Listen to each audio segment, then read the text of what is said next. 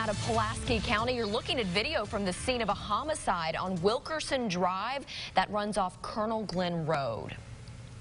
It is an active situation this evening. Pulaski County Sheriff's Office confirming deputies were working a shots fired call at this location when they found a dead man. They also confirmed tonight the male victim was in fact shot.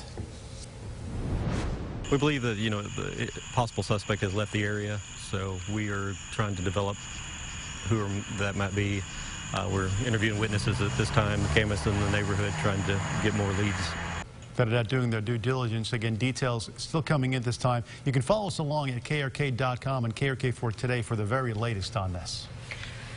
Elsewhere tonight, the father of a 3-year-old Arkansas boy who survived getting shot in the head eagerly awaits justice for his son. Thanks for joining us at 10. I'm Ashley Katz. Well, good evening. I'm Bob Clausen. We first told you about the shooting 2 weeks ago in Searcy County. Tyler Thomason speaking exclusively to that father tonight who was left without words for the man accused of pulling the trigger, or I guess he's got a few words for that man. That's right. Back on August 7th, you might remember authorities believe 64-year-old Tom Wyatt fired a gun from his home toward a group of people in the roadway, striking 3-year-old Cole in the head. What Cole said to his dad in the hospital are words no father would ever expect to hear from his toddler son.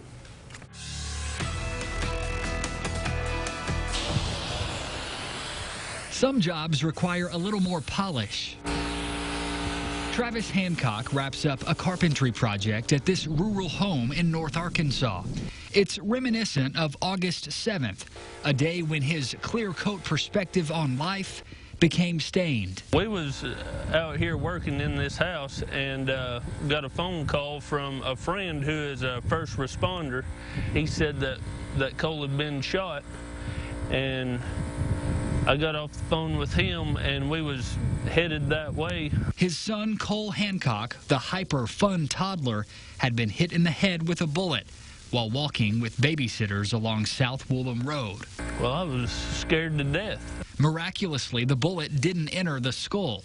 Cole recovered at Children's Hospital in Little Rock. When he woke up, he looked over at me and said, "He shot my head, Daddy, with a big gun." Searcy County deputies arrested Tom Wyatt, a man Travis says he knows well. We've all said that eventually there's going to be something bad happen because he drinks way too much and he'll play with guns. While Travis awaits justice for his son, he goes back to work. Thankful for the polish his son's smile can still provide. I feel like we was unlucky but lucky. Now, the suspect in this case, Tom Wyatt, remains in the Searcy County Jail facing aggravated assault charges. Meanwhile, Cole appears to have made a full recovery. Back to you.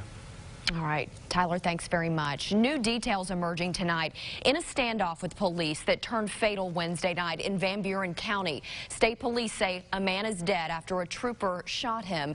This all started when officers were called to a home on Hill Point Road. That's near State Highway 9, just south of Clinton. A parole absconder had barricaded himself inside. The man was identified as 49-year-old William Jones. State police say he was holding a 9-year-old at gunpoint. A standoff went on for several hours until SWAT teams went in just after 2 a.m. That's when Jones pointed a gun at troopers. A trooper then shot and killed him. Jones died at the scene. The child was safely rescued, and people living in Clinton are just shocked to hear what happened near their small community. I just feel sorry for that poor baby. I mean, that's something that you don't ever really know what'll happen in the future, and nobody deserves to go through that. The trooper who shot Jones is now on paid administrative leave, which is standard policy. State police, they're conducting their own investigation into whether the use of force was justified. We'll post any updates to this story on our website, KARK.com. 4 people in the Lono County Jail tonight facing capital murder charges after a man's body was found miles away in Independence County. Authorities say 49-year-old James Bushard died. The case led to the victim's home on Highway 89 near Cabot, where he was living with 4 other people. All of them have been arrested. 41-year-old Christy Dennis, 64-year-old Robert Garner, 44-year-old Robert Clark, and 41-year-old Timmy Hubman are facing capital murder charges, abuse of a corpse, and tampering with physical evidence, just to name a few. We went and located the individuals that have been arrested, interviewed them. At this point, detectives are staying tight-lipped about how the victim died or the motive for the killing. We're learning more tonight about a University of Arkansas graduate who was found dead in Dallas, Texas, the same day she was set to celebrate her birthday. Police have identified her as 22-year-old Sarah Hudson. 49-year-old Glenn Richter is in jail tonight. He's charged with capital murder. According to reports, surveillance video shows Richter force her into her SUV, and witnesses report seeing him in the area with a black and white dog. Investigators were able to find a photo of a similar dog on his Facebook page. His prints also match those in the Tahoe. The cause of death has not been released. Hudson's family is planning a memorial service in Dallas on Monday. Looking ahead to tomorrow, Red Wolves from all around will gather to remember Wendy Anderson, the wife of head coach Blake Anderson. Wendy died this week after a long battle with stage 4 breast cancer. A memorial service will be held at 11 a.m. at Central Baptist Church at Jonesboro. Anderson will be laid to rest in Texas. In lieu of flowers, the family is asking for donations to St. Jude's Research Hospital.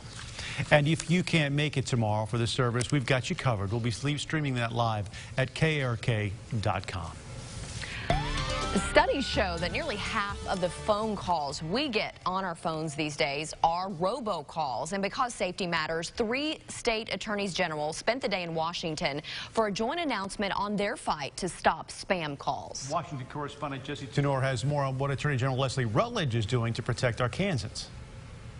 Every single Arkansan, every single American is absolutely sick and tired of illegal robocalls. 3 attorneys general traveled to Washington Thursday to announce a 50-state crackdown on the calls their offices get the most calls about. To many of us, it's an annoyance, but to others, it's their life savings. According to these top state law enforcement officials, American consumers receive more than 160 million robocalls every day, and some of them have lost hundreds of thousands of dollars because they picked up the phone and a scammer was on the other end. Today, we are sending an even stronger message that we are going to work together to shut down these calls. Every attorney general in the country and a dozen phone companies have reached an agreement to adopt 8 principles to fight illegal robocalls. They include blocking the calls at the network level at no cost to customers and requiring companies to trace the illegal calls to the source. Similar measures in Congress would have the same effect, but they've stalled due to concerns that legitimate calls could also get blocked. As states who are responsible for our constituents, we don't want to wait on Washington to do anything. Phone companies are on board because robocalls are bad for their business. People just aren't answering calls anymore. That's not good for us. That's not good for consumers. To get people to pick up the phone, this group promises they'll soon hang up on illegal robocallers. In Washington, I'm Jesse Tenor. And Attorney General Leslie Rutledge sat down with our Mallory Brooks to talk about combating these robocalls. You can see their full discussion on Capitol View Sunday morning right before Meet the Press. And Sarah Huckabee Sanders, the former press secretary for the president and daughter of Governor Mike Huckabee, will be a contributor for Fox News. According to a news release from Fox News today, Sanders will provide political commentary and analysis on all of their media across all platforms. The former press secretary tweeted she's looking forward to being with the Fox and Friends team for her debut on September 6th.